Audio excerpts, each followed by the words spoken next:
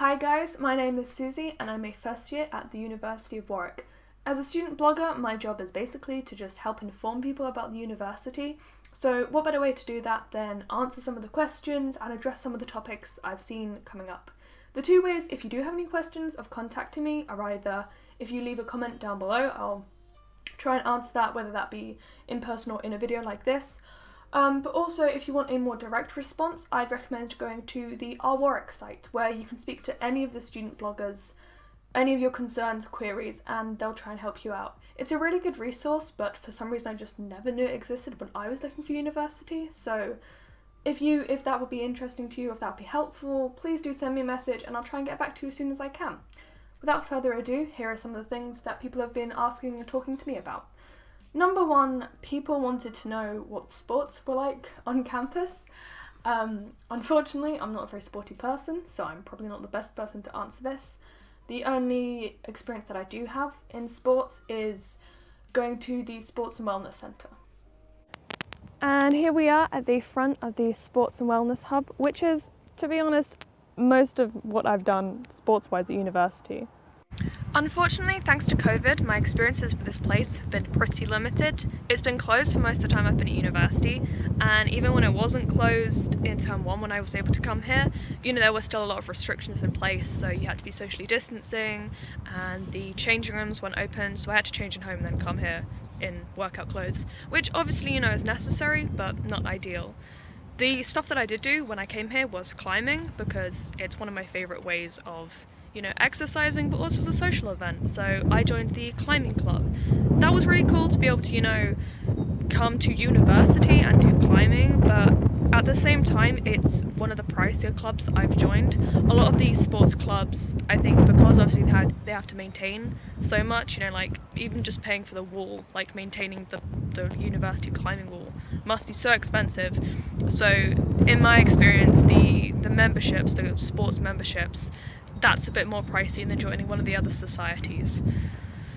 You win some, you lose some. I'm hoping term 3, that as everything's opening back up again, that I'll be able to come here and climb more and have a good time and just, maybe try out some of the other stuff, or maybe just make the most of my sports climbing membership. If traditional sports aren't your thing, then you might be more interested in, say, running or cycling, which leads me very nicely on, in a very smooth little segue, on to my next point, which is green spaces on campus and what's it like on campus in terms of, being here. I think I can genuinely say that it's beautiful, especially in the springtime, because you have flowers just everywhere and blossoms everywhere. It's a gorgeous place to be, just walk around the campus, because you literally cannot go 5 minutes without stumbling upon some little patch of grass or scenic bench or lake. We have so many lakes. We named our village after it, I guess, so that does make sense. But yeah, it's a lovely place to run a walk. I know there are specific running paths that the university have. There are kind of signposts for them, but if you don't want to do that, you can just run around, I'm sure. And I see people on bikes all the time, especially up by the Tossal Nature Reserve, which is literally a 5-minute walk from my accommodation. It's got, it's got woods, it's got some various ponds and stuff where you get a lot of geese all the time, and it's a very nice place to just kind of go out into nature, just enjoy that, and yeah, kind of forget about whatever uni stress you have. The next question I had was about lecturers and, how nice they are. And I think that's one of the biggest culture shocks for me coming to university. It's kind of not necessarily how nice the lecturers are or what they're like, but just there are so many lecturers and so many students that you don't build the same connection, or I haven't built the same connection to them. In sixth form I had 6 teachers and they all get to know me over the course of a year. I was one of their, they'd have 1, 2 A-level classes, and then suddenly you move to university and it's okay, here's one of my 20 lecturers and I'm in a class of 400 people, so does this lecturer even know who I am? Probably not, to be honest. It definitely isn't made better by online learning. It has been really this feeling of disconnect between me and the lecturers. The only way that's been overridden has been when I've emailed them, and they've always been very lovely when I've emailed them. They've always been very, very willing to kind of answer any of my questions and help out. But on just a normal lecture, it's very much one lecturer lecturing, or one or two lecturers. They're just giving a lecture to a screen, and you're sat in the call with like 300 other people watching. So, you know, it's not ideal, but it's online learning. One of the things that has disappointed me with the lecturers has been, out of my 20 or so lecturers, I've only had one so far who's been female. Maths is a field which is severely underrepresented for women, so I guess to some extent, you know, it's not a surprise, but it's also, yeah, I would have liked to see more female lecturers than just the one. I mean, the one that I have is absolutely lovely, and she is one of my favourite lecturers, so, you know, swings and roundabouts, but I would have liked to see more of that. All in all, you know, obviously the quality of lecturing is very high. I enjoy a lot of my lectures, but online learning has definitely made things a lot more difficult in terms of those connections. My next question was basically, how's campus life working out for you? Do you regret choosing a campus uni over a city uni? And I can say that I don't. One of the reasons I really liked Warwick was specifically because it was a campus uni. I went to a lot of other unis, and you know, I didn't hate the idea of a city uni, but I came here and then everything was all in one place, and I was kind of like, oh yeah, no, I love this. It's just very convenient for me having, you know, everything I need in one place. It's very nice that, you know, all of my friends are within like, a 20-minute walk. I never have to go that far for anything. But then obviously if there is something that the campus doesn't have, like I want to go for a night out or whatever, you can very easily just take a bus to Leamington or to Coventry, and you know, that's a bit of a night out. But if I don't want to go out, I can just stay here and do things on campus.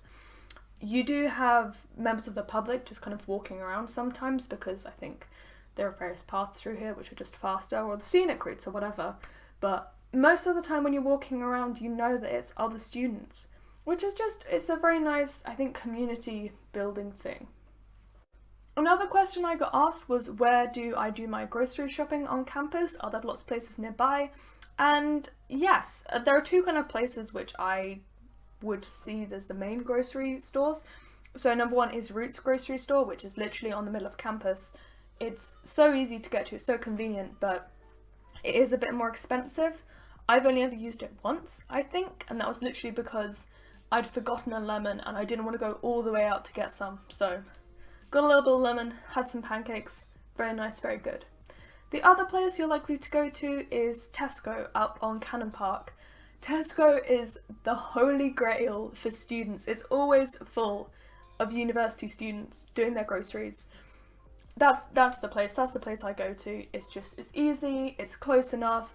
The walk back, I think it's like a 15-minute walk for me, so it's a bit of a workout, you know, when you've got however many weeks of shopping ladening you down. But it does the job. There are other shops near there which I think are cheaper. There are some specialty shops for specific types of food, but Tesco's is, you know, the bog standard where most people go to. My final question was about sense of community at work, and it is one that it's quite difficult to answer in our COVID-filled society, purely because, you know, I don't have a lot to base it off of. It's been very difficult for me to meet new people, because things like house parties or like the balls or like Freshers Week just couldn't go ahead in the same way that they would have done before. So I haven't been able to meet as many people as I would have liked to have done, and, you know, I haven't been able to therefore form as many friendships as I would have liked to have done. That being said, I've made some excellent friends online through social media and through whatever clubs have moved online. A lot of the club executives have made, you know, they've done an excellent job in moving stuff online. There are so many social events that are just happening over Discord or Teams or whatever. So that, you know, there are those little pockets of people out there. It's just a bit more of an effort to find them, I think. So yeah, I can't really comment on the community at work, just because in my head I'm like, well, here's where I think it could be, but, you know, COVID has just wrecked that to some extent. It's very hard to see everything as like, well, here's the whole of the campus where, you know, how many people are staying home and how many people are socially isolating and how many people are doing this, that, or that. COVID has, you know, brought us all apart, so it's very hard to see us as a whole at the moment. All I know is that I've met some amazing people and I love them all to bits, so make of that what you will. So that is it for questions. If you have any more, please do either leave a comment or message me on our Warwick.